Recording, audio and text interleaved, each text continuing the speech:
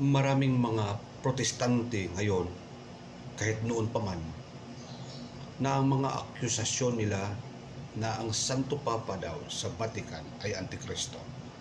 Kahit sino-sino na lang ang nakaupo na bilang isang Santo Papa, palagi nilang tinutuligsa na itong mga Papa daw ay Antikristo. Ngunit, tingnan natin kung ano ang sinasabi ng Biblia. In 1 John chapter 2 verse 22, ang sinabi doon, who is the liar? The liar is the one who denies the Father, the Son, which is called the Antichrist.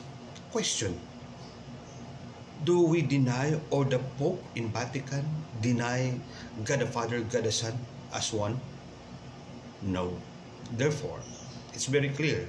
The Bible itself speaks that the Pope in Vatican is not the Antichrist. There is someone else. There is a big religion right now denies the Lordship and the Godship of Jesus Christ, denies even the Trinity, denies even the divine nature of Jesus Christ. But we as Catholic, we believe that there is one God manifested in three persons: God the Father, God the Son, and God the Holy Spirit. Hinto na kayo dyan. Huwag na kayong mag-accuse, kasi balang araw baka huhusgahan kayo ng ating Panginoong Kristo. Pero sa amin lang, kaming mga Katoliko, hindi kami nang huhusga sa inyo.